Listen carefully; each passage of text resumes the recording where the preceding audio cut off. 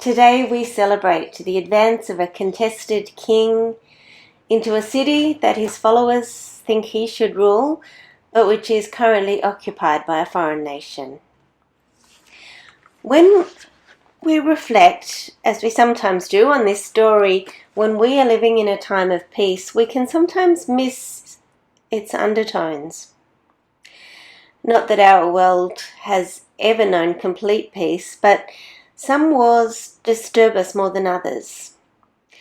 And this year, Russia's attack on the Ukraine has shaken us more than we thought we were capable of being shaken after 2 very shaky years. We've been shaken to see an autocratic leader use superior military force to override the will of a much smaller democratic nation. We have been shaken to see in our own enlightened times this expression of might is right. We have, on the other hand, been encouraged to see just about every other nation of the world condemn Putin's actions and give some form of support to Ukraine. But we have puzzled over what form of support might be most appropriate and effective. Lots of questions. Questions about sovereignty and political legitimacy have come to the forefront of our thinking. And this is where we sit, as we read about a carpenter from Hicksville marching into Jerusalem like he owned the place. These are questions we bring to the story, and we will return to those questions. But first, let's sit in another position and look at this scene from another perspective. Let's sit with the first readers of this story.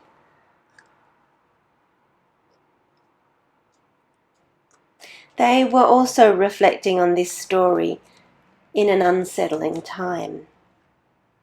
It's very likely that Luke's Gospel was written soon after the destruction of Jerusalem by the Romans. The Christian movement was at that time maybe half-half, Jew and Gentile. So for many of the first readers, this destruction of Jerusalem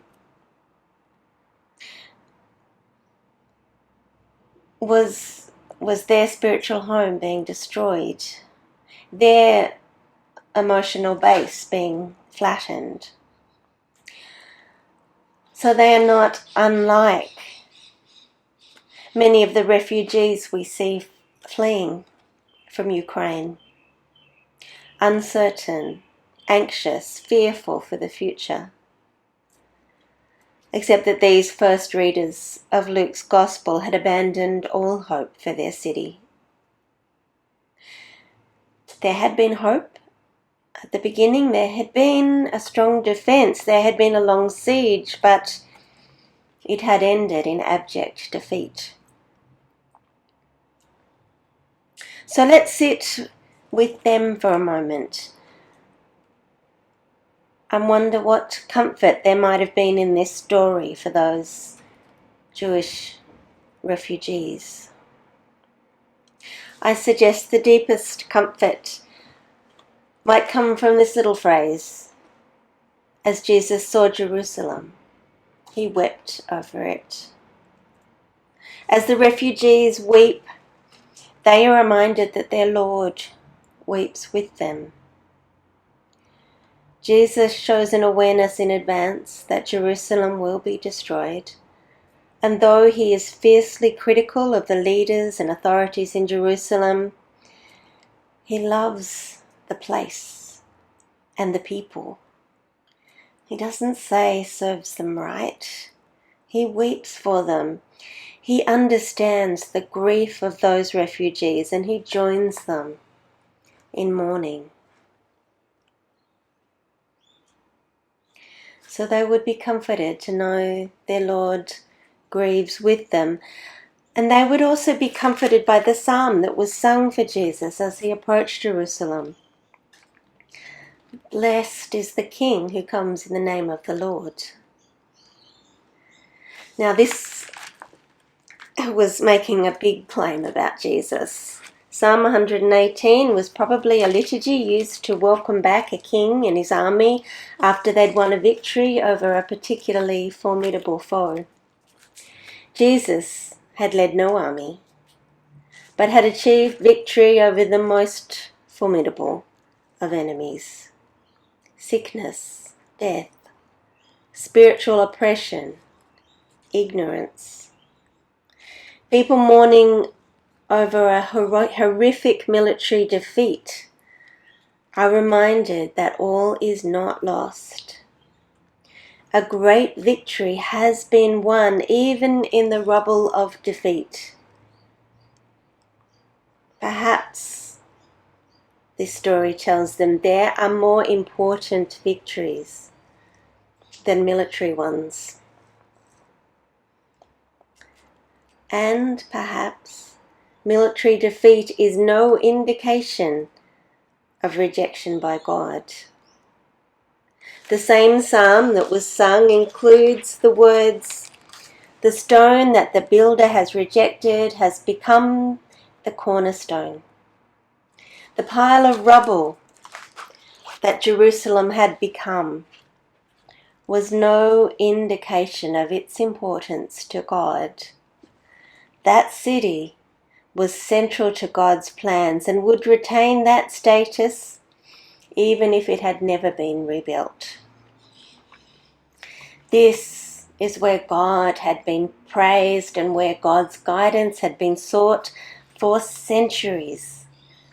And this is where the great work of God in this story is about to be done. The death and resurrection of God's own loved Son, and a path made for all of us from death to life.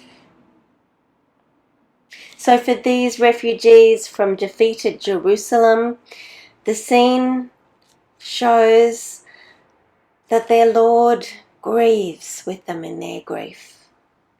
That there are more important victories than military ones, and for that matter, more important victories than political or economic ones.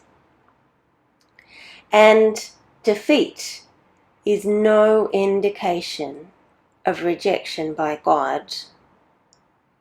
There is solid comfort in that for those who feel as though they have lost everything.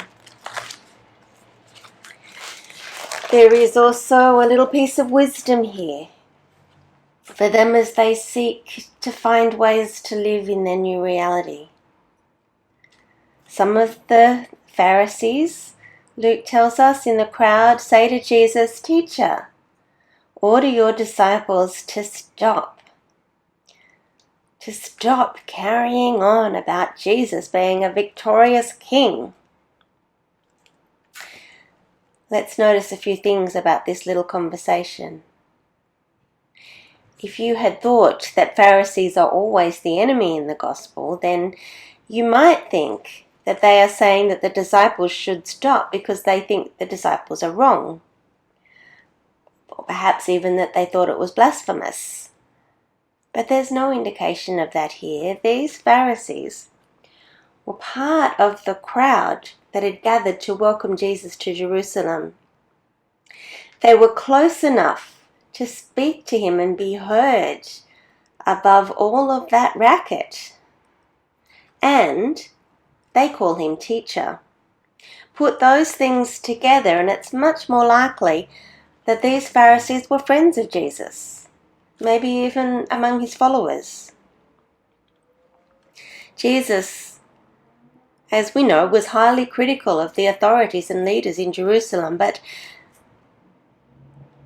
there was nothing to stop ordinary Pharisees from being among his followers.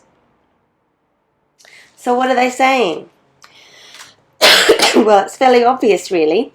They are reminding Jesus that he is on Roman-occupied territory and he is surrounded by people who are claiming loudly that he is the king. The Roman emperor and his representatives did not take kindly to other people claiming to be king. This was an extremely dangerous thing to do, possibly a very foolish thing to do. These Pharisees are rightly frightened of the likely consequences of what the disciples are doing. So let's think about how those Jewish refugees among the first readers would have heard that. The world they were living in was highly anti-Semitic. There had been a deliberate imperial policy since Claudius of slurring and blaming Jews for all sorts of things, most of which they had not done. They had been a small nation for a long time, a weak nation, a subdued nation.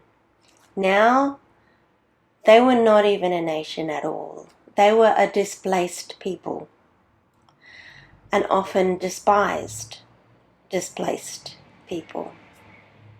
They would have been tempted to shut up about who they were, to deny that they were Jews.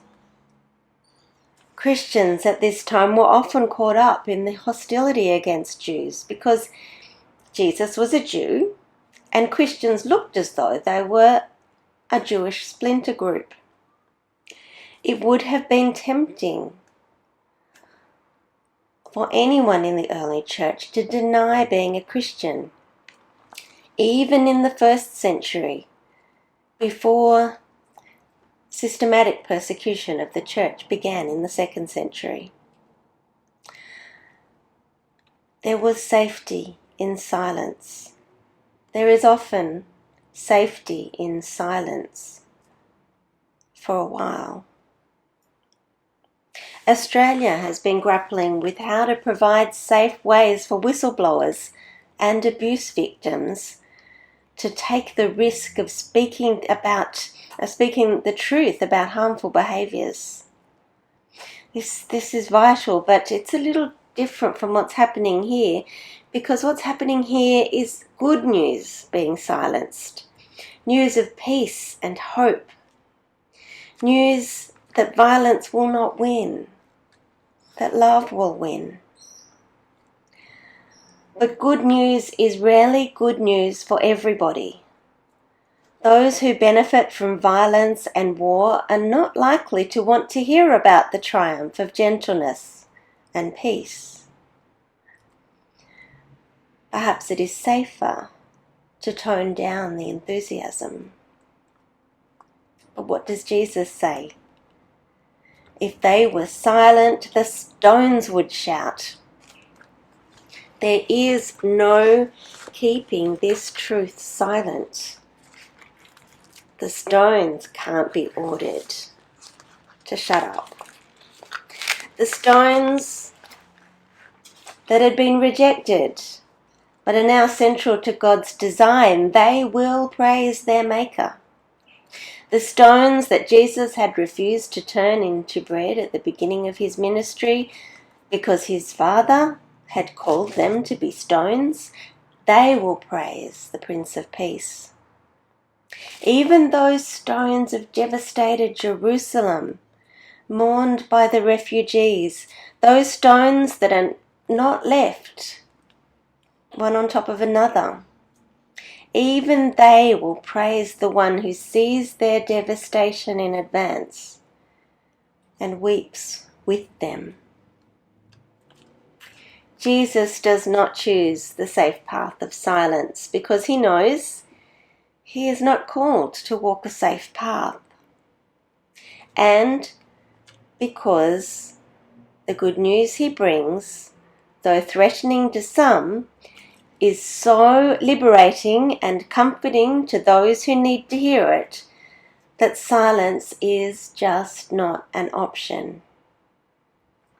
And the people of the early church, living in the wake of Jerusalem's destruction, are called to be living stones, built into a new and living temple, who shout his praises through all the world. Not a safe calling, but a true one and a necessary one. And we are their descendants, called like them to speak the good news to people who want to hear it and to those who don't want to hear it. Good news about the Lord who grieves with us in our grief. Good news of the ultimate triumph of life over death and peace over violence, even while we still see hostile powers experiencing temporary military victory. And good news that being defeated by those personal or international bullies is no indication of rejection by God. The rejected ones are the ones God chooses. This is good news.